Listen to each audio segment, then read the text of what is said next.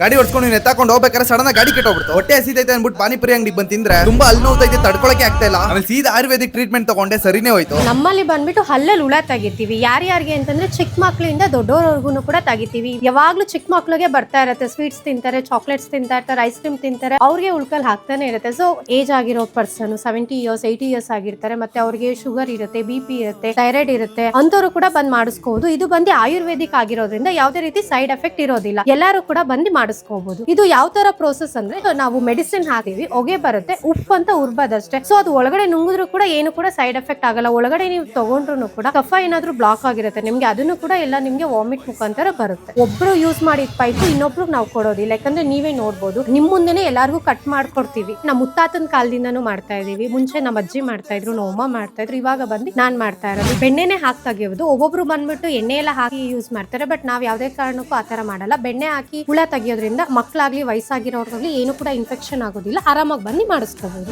ನಮ್ದು ಅಡ್ರೆಸ್ ಬಂದ್ಬಿಟ್ಟು ಕಾಚೋಳಿ ಕ್ರಾಸ್ ಸ್ವಲ್ಪ ಮುಂದೆ ಬಂತು ಅಂದ್ರೆ ಒಂದು ಬ್ರಹ್ಮಲಿಂಗೇಶ್ವರ ಕಾಂಡಿಮೆಂಟ್ಸ್ ಇದೆ, ಅದು ಪಕ್ಕದ ರೋಡೇನೆ. ಫುಲ್ ಸ್ಟ್ರೈಟ್ ಬಂದ್ರೆ ಮುನೇಶ್ವರ ದೇವಸ್ಥಾನ ಇದೆ, ದೇವಸ್ಥಾನದ ಪಕ್ಕದ ಬಿಲ್ಡಿಂಗ್. ಇಲ್ಲಿ ಉಳ್ಕಲ್ ತಗ್ಸರಿಂದ ಏನು ಸಮಸ್ಯೆ ಇಲ್ಲ. ನಿಮ್ಗೆ ಏನೇ ಡೌಟ್ಸ್ ಇರೋ ಡಿಸ್ಪ್ಲೇ ಮೇಲೆ ಕಾಣಿಸ್ತಾರ ನಂಬರ್ಗೆ ಕಾಲ್ ಮಾಡಿ. ಯಾರಿಗೆ ಸಮಸ್ಯೆ ಇದೆ ಅವರಿಗೆ ವಿಡಿಯೋನ ಶೇರ್ ಮಾಡಿ.